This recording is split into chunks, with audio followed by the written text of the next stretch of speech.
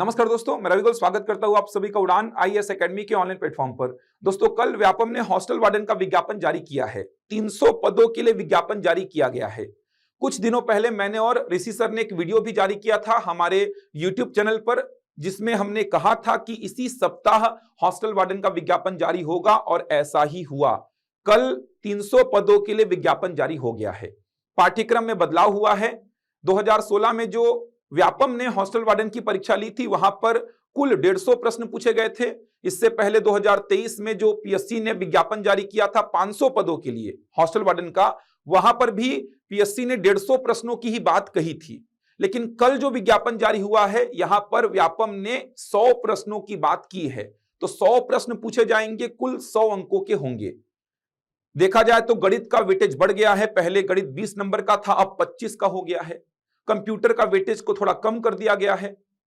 पहले 50 अंकों का कंप्यूटर था, लेकिन अब 30 अंक का ही कंप्यूटर रहेगा। छत्तीसगढ़ के वेटेज को बहुत कम कर दिया, लैंग्वेज के वेटेज को भी कम किया है। तो ऐसे कुछ कुछ बदलाव हुए हैं। तो आज इन्हीं सभी बदलाव पर चर्चा करेंगे, रणनीति पर बात करेंगे, किन विषयों पर पकड़ आपको बहुत अच्छी बनानी होगी।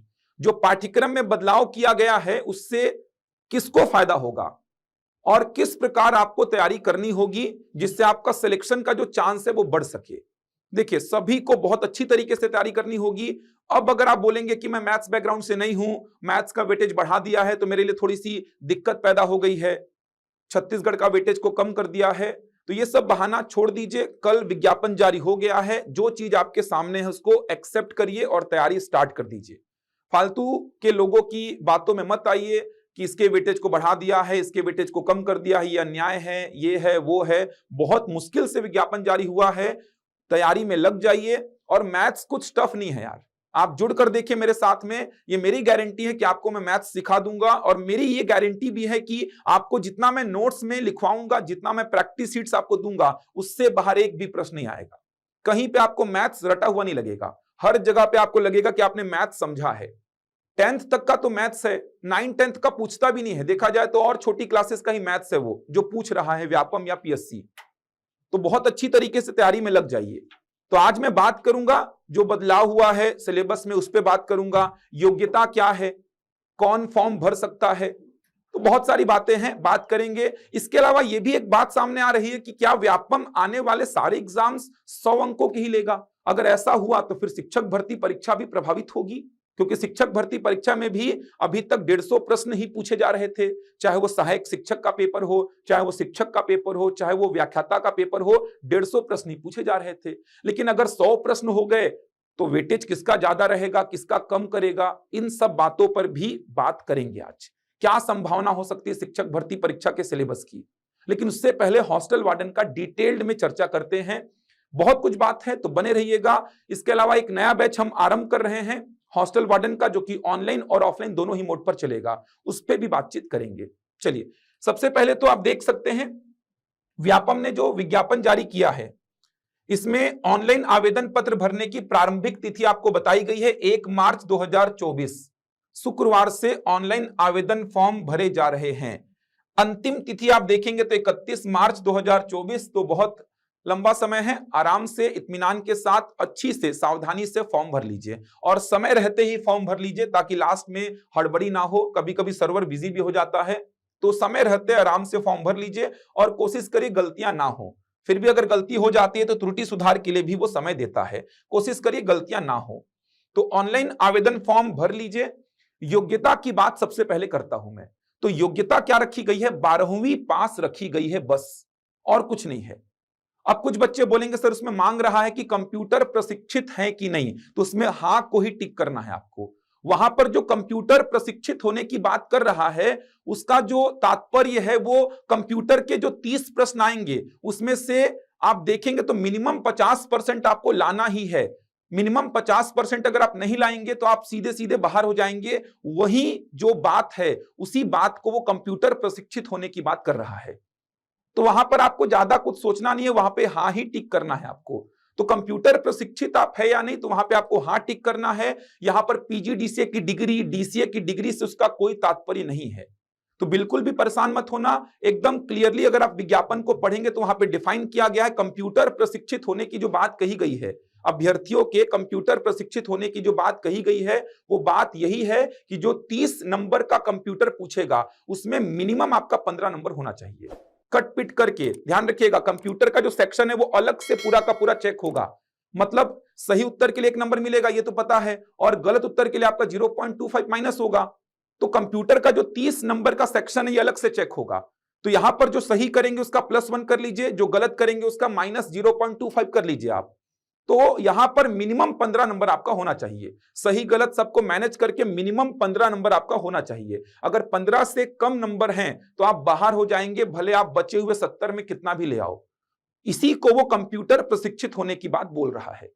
तो बिल्कुल भी परेशान मत होइए, कंप्यूटर प्रशिक्षित मतलब आपको हां ही भरना है, नहीं भरेंगे वहां पे। तो योग्यता केवल 12वीं पास है, एकदम क्लियर होना चाहिए। 12वीं किसी भी विषय से आपने पास किया हो, 12वीं पास योग्यता है। अगर मैं एज की बात करूं तो न्यूनतम एज 21 साल बोल रहा है, 21 साल। 1 जनवरी 2023 को आपका 21 साल पूरा हो जाना चाहिए। न्यूनतम एज 21 साल, 1 जनवरी 2023 को ध्यान रखिएगा। तो 1 जनवरी 2023 को आपका 21 साल हो जाना चाहिए। आप देखेंगे तो सारी जानकारी आपको दिखाई देगी, सारी जानकारी इसमें लिखी हुई है। तो आप डिटेल में अच्छी से देख लीजिए, आपको सारी जानकारी मिल जाएगी। आप विज्ञापन को अच्छी से पढ़ने का आदत डालिए भाई। विज्ञापन को जितना अच्छी से आप पढ़ेंगे, ये देखिए आप देखेंगे तो 300 पदों के लिए विज्ञापन जारी हुआ है। आप देख सकते हैं अलग अलग जनरल के कितने पद हैं, ओबीसी के रिजर्व कितने हैं, एससी के कितने हैं, एसटी के कितने हैं, सारी बातें इसमें लिखी गई हैं। आप और आगे जाएंगे तो सारी बातें आपको मिल जाएंगी, इसमें सारी बातें इसमें लिखी हुई हैं। ये देखिए, कंप्यूटर प्रशिक्षित अभ्यर्थियों को अधिमान्यता दिए जाने का आशय यह है कि, पूरा साफ साफ लिखा है, कंप्यूटर प्रशिक्षित अभ्यर्थी को अधिमान्यता दिए जाने का आशय यह है कि प्रश्न पत्र के भाग अ कंप्यूटर ज्ञान से संबंधित 30 अंकों के प्रश्न में से 50% अंक प्राप्त करना अनिवार्य होगा।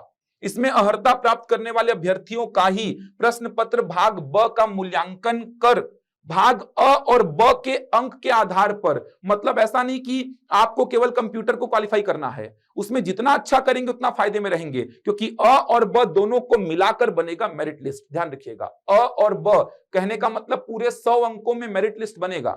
जैसे एग्जाम्पल के लिए मान लीजिए आपका कंप्यूटर में 20 नंबर आया, मेरा मान लीजिए 19 आया है, तो आप भी कंप्यूटर वाले सेक्शन में क्वालिफाई कर लिए, मैं भी क्वालिफाई कर लिया, लेकिन आप मेरे से 1 नंबर आगे चल रहे हैं।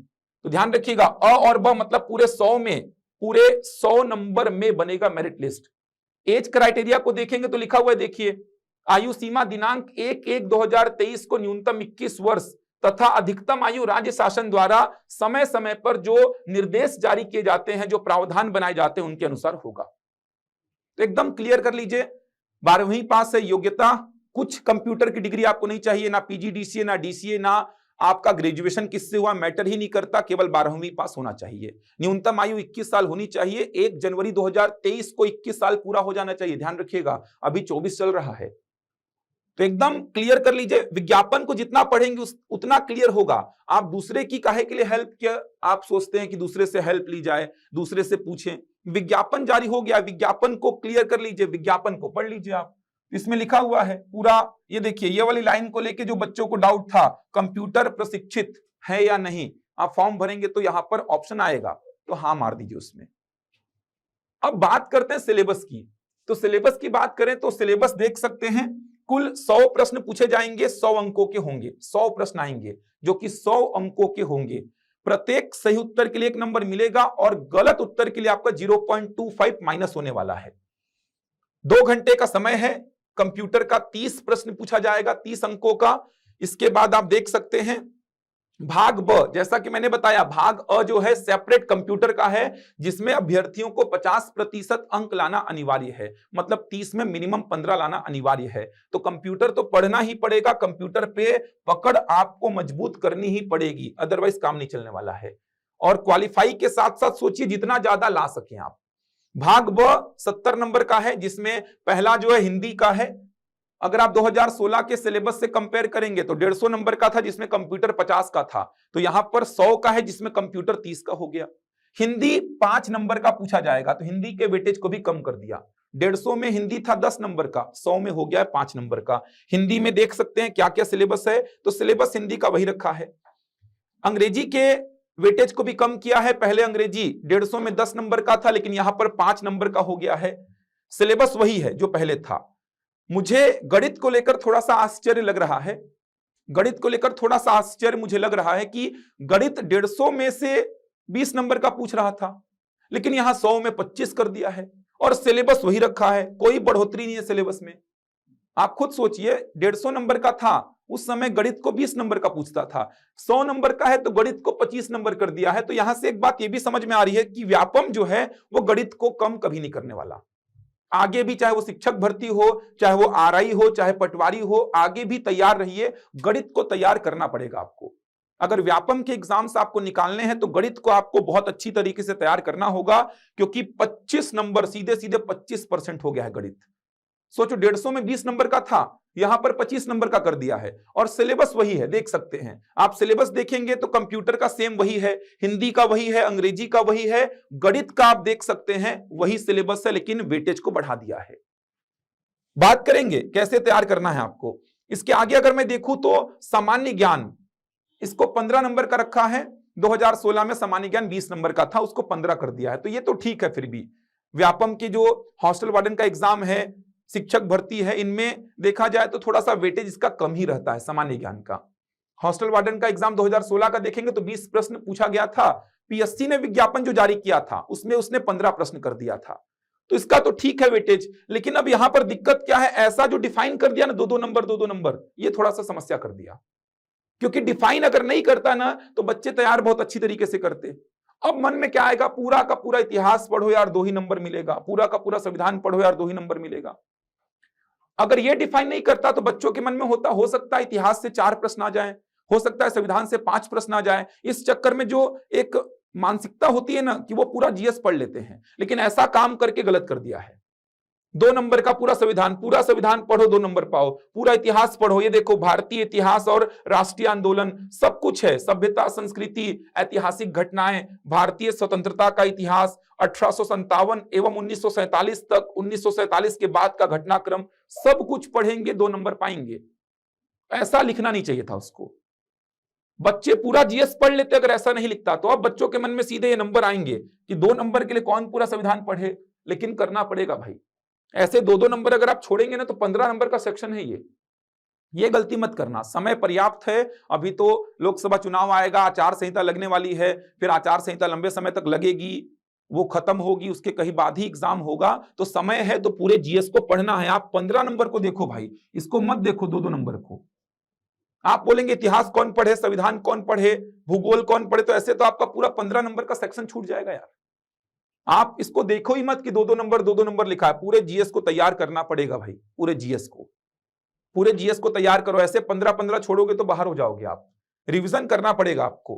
करंट अफेयर का 5 प्रश्न देख सकते हैं, ठीक है। करंट अफेयर का देखा जाए तो 2016 में 10 प्रश्न था करंट अफेयर का, और 5 का देश विदेश और 5 का खेल कूद था। तो देखा जाए तो 20 प्रश्न था करंट अफेयर का, लेकिन यहां पे 5 कर दिया है।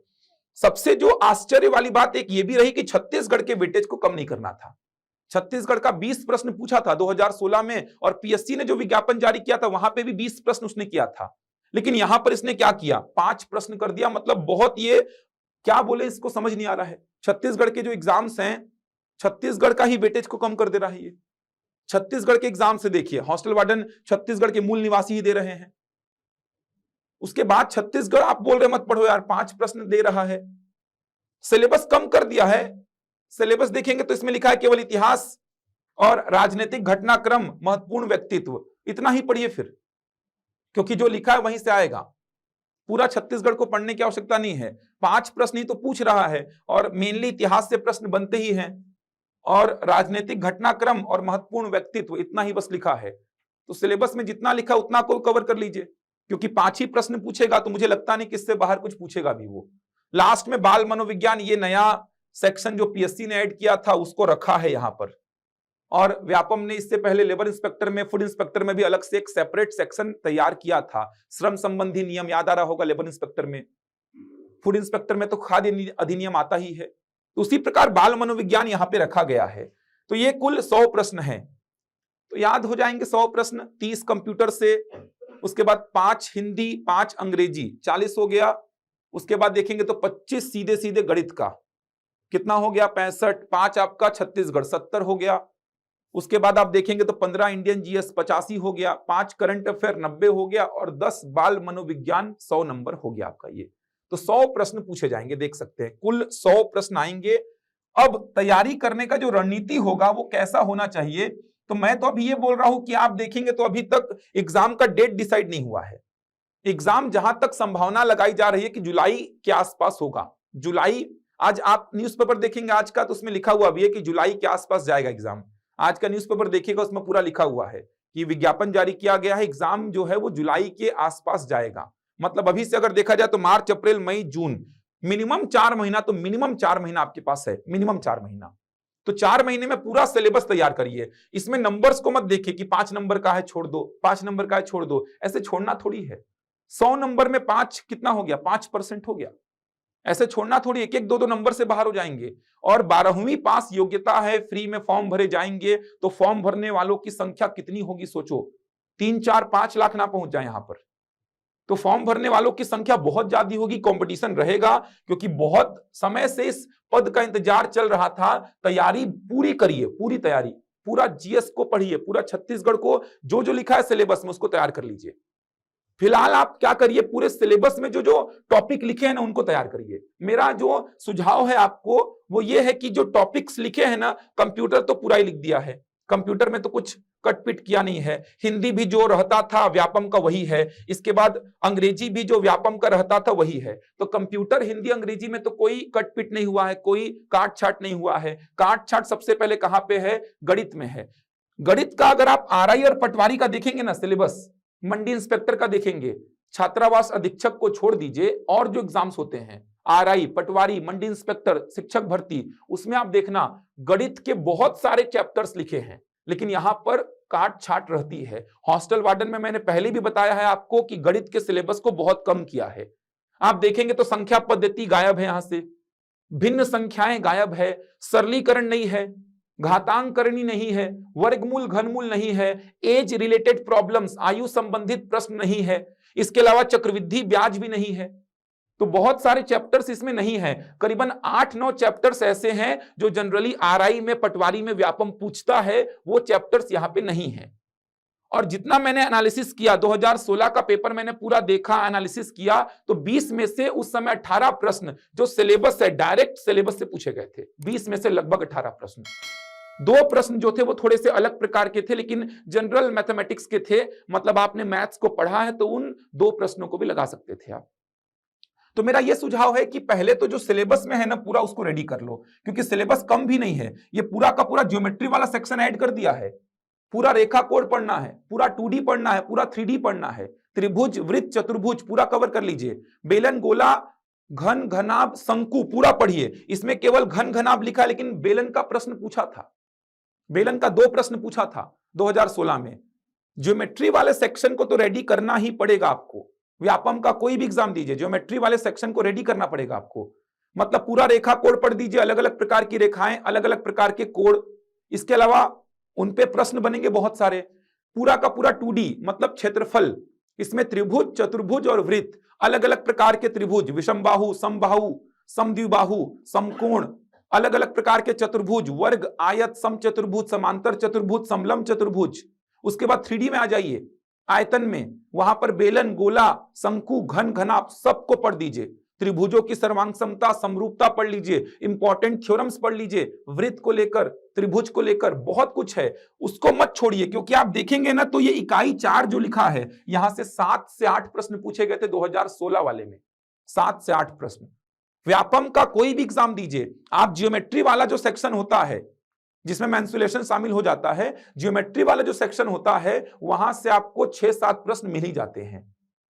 तो इस सेक्शन को तो रेडी करना ही है। इसके अलावा वही सब है, आप देखेंगे प्रतिशत है, लाभ हानि है, अनुपात समानुपात है, औसत है, लसम मस है, चाल समय दूरी लिख दिया है, उसी में रेलगाड़ी मेंशन रहता है, उसी में नाव धारा मेंशन रहता है, उसी में आप देखेंगे तो समय, कार्य, पाइप और टंकी भी मेंशन रहता है। बेसिक चैप्टर्स को छोड़ दिया है यहां पर। अगर आप मैथ्स को देखेंगे तो बेसिक चैप्टर्स को छोड़ दिया है। तो बेसिक चैप्टर्स को आप एक बार के लिए छोड़ दीजिए, बाद में समय बचेगा तो उसके इंपॉर्टेंट क्वेश्चंस को लगा लीजिएगा। जैसे पूर्ण वर्ग के प्रश्न हमेशा पूछता है व्यापम, पूर्ण वर्ग परफेक्ट स्क्वायर के प्रश्न हमेशा व्यापम पूछता है। जैसे बात करूं मैं इकाई के अंक के प्रश्न हमेशा व्यापम पूछता है। शेषफल प्रमेय के प्रश्न हमेशा व्यापम पूछता है। तो इन प्रश्नों को आप बाद में लगा लेना लास्ट में जाके। जो बार वाले प्रश्न है उनको व्यापम बहुत पूछता है। भिन्नों को आरोही अवरोही क्रम में जमाने को बोलता है। तो बाद में जाके जो बेसिक चैप्टर्स छूटेंगे वहां से किस प्रकार के प्रश्न व्यापम पूछता है उनको लगा लेना। लेकिन जो पहले सिलेबस में है उसको तैयार करो, शानदार तरीके से तैयार करो। सामान्य ज्ञान को भी पूरा पढ़ना भाई। छत्तीसगढ़ को जितना लिखा है पहले तो उतना रेडी कर लो। बाल मनोविज्ञान की बुक ले सकते हो, उड़ान की भी बुक आ गई बाल मनोविज्ञान की। आप किसी भी बुक डिपो में जाइए, बाल मनोविज्ञान की बुक आपको किसी भी बुक डिपो में मिल जाएगी। या फिर आप उड़ान की किसी भी ब्रांच में आ सकते हैं, हेड ऑफिस में आ सकते हैं, बाल मनोविज्ञान की बुक ले सकते हैं। अपडेटेड बुक है, बहुत अच्छी बुक है। आपका पूरा का पूरा 10 नंबर वहां से कवर हो जाएगा। अभी से तैयारी में लग जाइए। और मैथ्स का चिंता मत करो यार। कुछ बच्चे मैसेज किए थे, सर मैथ्स को बहुत बढ़ा दिया है, हम मैथ्स बैकग्राउंड के नहीं है, हमारे साथ अन्याय हो रहा है। देखो यार, वैकेंसी आ गई है, अब मत लड़ो, मत झगड़ो, तैयारी में लग जाओ। ये सब चैप्टर्स मेरे ऊपर छोड़ दो, मैं सिखा दूंगा आपको। आप बात करिए उड़ान में, फोन लगाइए, पूरी सहायता आपकी की जाएगी। हमारे यहाँ जो बैचेस चल रहे हैं, अभी एक बैच और चालू होने वाला है हॉस्टल वार्डन का, उसमें आप ज्वाइन कर सकते हैं, क्लास अटेंड कर सकते हैं। मैथ्स मैं सिखाऊंगा। आप मैथ्स की जो चिंता है मुझ पे छोड़ दीजिए, मेरी क्लास नोट्स और प्रैक्टिस शीट्स को लगाइए। एक प्रश्न आपको बाहर से नहीं मिलेगा, इसकी मैं आपको गारंटी दे रहा हूं यार। अगर आर्थिक रूप से थोड़ा सा दिक्कत हो रहा है तो बात करिए उड़ान में। उड़ान हमेशा से छात्र हित में खड़ा रहा है। मैथ्स की जिम्मेदारी छोड़ दीजिए, आप उड़ान पे मेरे पे छोड़ दीजिए मैथ्स की जिम्मेदारी। मैं सिखाऊंगा, आप जुड़िए हमसे, मैथ्स में सिखा दूंगा आपको। मत लड़ो, मत झगड़ो कि हम मैथ्स बैकग्राउंड के नहीं है। अब जो आ गया है वो तैयार करना पड़ेगा। आप ज्ञापन सौंपेंगे, लेटर देंगे, ये करेंगे वो करेंगे, समय निकालेंगे अपना बस।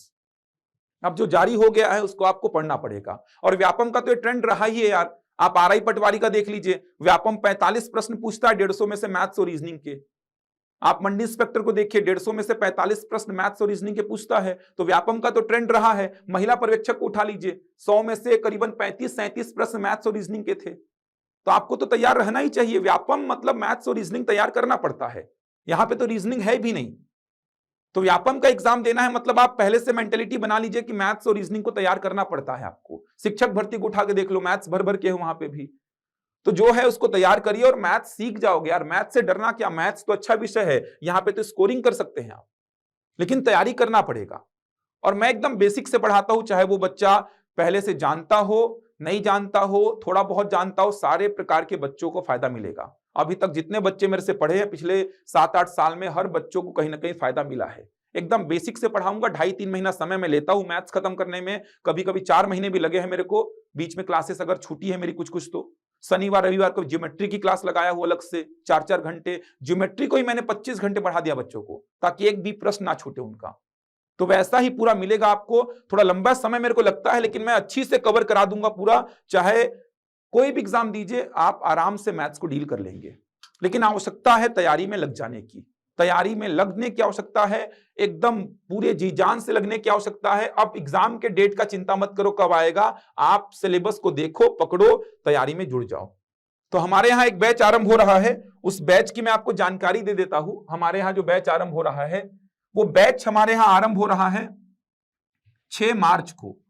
6 मार्च को आरंभ हो रहा है रायपुर में एक बैच। रायपुर में बैच आरंभ हो रहा है 6 मार्च को। समय होगा सुबह 7:30 बजे से 10:30 बजे तक। आप क्लासेस ऑनलाइन और ऑफलाइन किसी भी मोड पर ज्वाइन कर सकते हैं। ऑनलाइन या ऑफलाइन दोनों ही मोड पर क्लासेस चलेंगी। आप किसी भी मोड पर हमसे जुड़ सकते हैं। ऑनलाइन लाइव क्लासेस चलेंगी। प्रत्येक क्लास का रिकॉर्डेड वीडियो भी आपके पास रहेगा, पीडीएफ भी आपके पास रहेगा। मैथ्स आपको मैं सिखाऊंगा, मैथ्स की चिंता छोड़िए, बाकी भी हम पूरा सिखाएंगे आपको। लेकिन बच्चों को मैथ्स को लेकर बहुत डर लग रहा है कि मैथ्स का वेटेज बढ़ा दिया है, तो मैथ्स की चिंता आप मेरे पे छोड़िए, मैं ही पढ़ाऊंगा, सही समय पर खत्म करूंगा, अच्छी से खत्म करूंगा, मैं पूरा बेसिक से सिखाऊंगा। तो मैथ्स की चिंता आप छोड़िए, जुड़िए हमसे। ऑनलाइन और ऑफलाइन दोनों ही मोड पर कक्षाएं चलेंगी, दोनों मोड पर। तो ऑनलाइन जुड़ सकते हैं, अगर आप कहीं से भी हैं, रायपुर से नहीं हैं तो आप बाहर से भी हमसे लाइव जुड़ सकते हैं। ऑनलाइन लाइव क्लासेस चलेंगी, प्रत्येक क्लास का रिकॉर्डेड वीडियो दे रहे हैं आपको। ऑफलाइन क्लासेस हमारे यहां पर 6 मार्च से नया बैच आरंभ कर रहे हैं हम, 6 मार्च से। तो सुबह का समय है 7:30 बजे से 10:30 बजे तक। अधिक जानकारी के लिए आप नंबर जो नीचे अभी चल रहा है स्क्रीन पे, उस पे कांटेक्ट कर लीजिए, आपको बता दी जाएगी जानकारी। फीस भी न्यूनतम है, लगभग 3-4 महीने, मिनिमम 4 महीने तो मान के चलिए ये बैच चलेगा। एग्जाम अगर पहले हो गया तो फिर ड्यूरेशन को हम बढ़ाएंगे, जैसा कि हमने पहले भी बैचेस में किया है, लेकिन अच्छी से सिलेबस को कवर करेंगे। मान लो एग्जाम थोड़ा लेट हो रहा है तो आराम से, अच्छी बात है, ड्यूरेशन ये कोर्स का 5 महीना 6 महीना हो जाएगा, लेकिन हम मान के चल रहे हैं कि 4 महीना में अच्छी तरीके से आपको तैयार करेंगे। शनिवार रविवार को आपके एक्स्ट्रा क्लासेस भी लगाएंगे। अगर एग्जाम का डेट जाता है मान लीजिए अगस्त सितंबर, तो ये बैच लंबा चलेगा। फिर पहले एग्जाम हो जाता है तो फिर हम ड्यूरेशन को 3 घंटे की जगह 5 घंटे 6 घंटे करेंगे। तो जुड़िए हमसे, चिंता हम पे छोड़िए, आप केवल तैयारी में लगिए। समझाना हमारा काम है, अच्छी से गाइड करेंगे। जो चीजें हम प्रोवाइड करेंगे आपको, आपकी नोट्स में, आपके प्रैक्टिस शीट्स में, वही चीजें आएंगी। हर एक अलग अलग विषय का अलग अलग फैकल्टी है यहाँ पर, जो कि लंबे समय से अपने विषय पे काम कर रहा है, उनको व्यापम का दायरा पता है। तो आपको आवश्यकता है एग्जाम की तैयारी में लगने की। बात अब बची शिक्षक भर्ती परीक्षा की कि उसका क्या सिलेबस हो सकता है, चेंज करेगा क्या, तो उसके लिए मैं एक और वीडियो जारी करूंगा। इस बैच को लेकर भी एक नया वीडियो में जारी करूंगा जिसमें डिटेल में जानकारी दे दूंगा। फिलहाल मैं आपको एक जानकारी दे दिया, 6 मार्च को मॉर्निंग में बैच आरंभ हो रहा है, ऑफलाइन और ऑनलाइन दोनों ही मोड पर। रायपुर में हो रहा है ऑफलाइन क्लासेस, ऑनलाइन तो आप कहीं से भी घर बैठे हमसे जुड़ सकते हैं। संपूर्ण तैयारी आपकी कराई जाएगी, मैथ्स की क्लास भी स्टार्ट होगी, उसमें कंप्यूटर भी होगा, तो बहुत शानदार तरीके से तैयारी कराएंगे आपकी हम। चलिए, तो आज की इस वीडियो में इतना ही। तैयारी में लग जाइए, जुड़ जाइए। मैं मिलूंगा आपसे अगले वीडियो में। इसके अलावा हमसे कुछ और हेल्प हो पाएगी तो यूट्यूब में हम अपने यूट्यूब में कुछ लाइव वीडियोस भी आपको देंगे। हॉस्टल वार्डन परीक्षा के संबंध में कुछ अच्छे अच्छे लाइव वीडियोस भी प्रोवाइड करेंगे। एक शेड्यूल के तहत अच्छे टॉपिक्स कवर कर देंगे। तो उसके लिए आप हमारे चैनल के साथ जुड़े रहिए। हमारे चैनल को अगर सब्सक्राइब नहीं किए हैं तो कर लीजिए। चलिए, मैं मिलूंगा आपसे अगले वीडियो में कुछ नई जानकारी के साथ। तब तक के लिए धन्यवाद।